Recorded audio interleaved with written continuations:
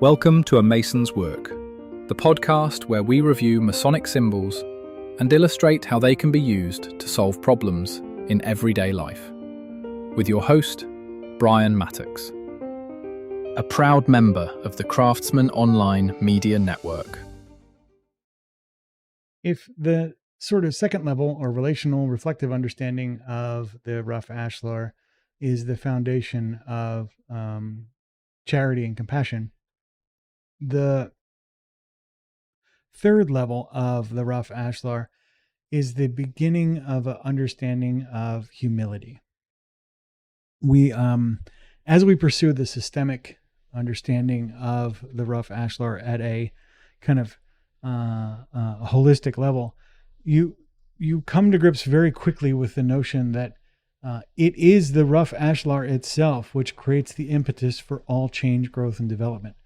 Without the imbalance of the idealized solution, the perfect Ashlar, and the current state, nothing would ever progress in the world.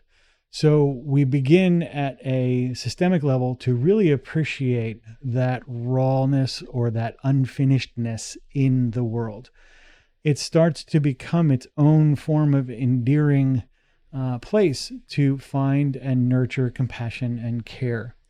The systemic Rough Ashlar looks around the world, recognizes that it's not perfect, does not abdicate responsibility, so I want to be clear, but it does kind of bring to this understanding that everything is perfect, even in its own imperfection. This it's like a continuous, in Eastern language we would use, or in the Eastern religions we might use, like this notion of a continuously perfect mistake, where all of the tensions in the growth and development of an individual again, are emergent from the Rough Ashlar itself, from this state of imperfection. It is the discomfort, for example, of, sitting on rocks on the ground that, gave rise to things like chairs. So as you start to look around the situations in your life, you'll begin to get a much more systemic understanding of how these imperfections kind of feed each other and how they give rise to the systems we have. This will help you become a better change agent in the world around you as you grow.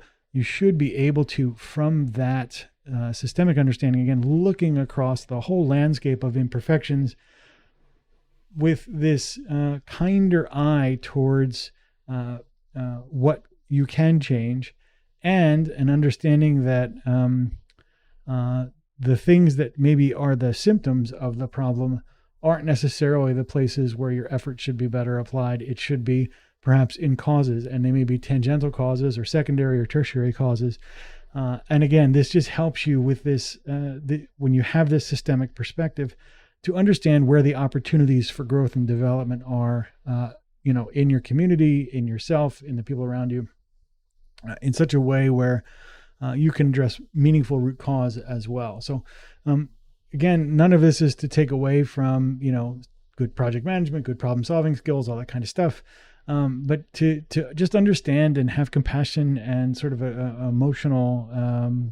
create emotional space for the imperfections of the world and how they interact and how they give rise to the present moment. The views represented in this podcast are those of the speaker alone and are not representative of any grand or subordinate lodge.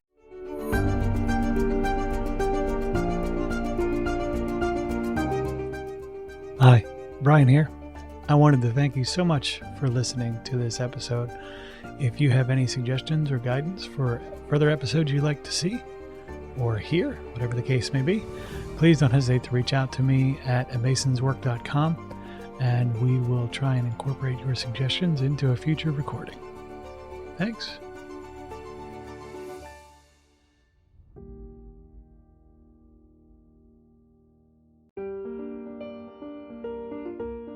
Freemasonry teaches us that the true work is within, a lifelong journey of reflection, discipline, and discovery.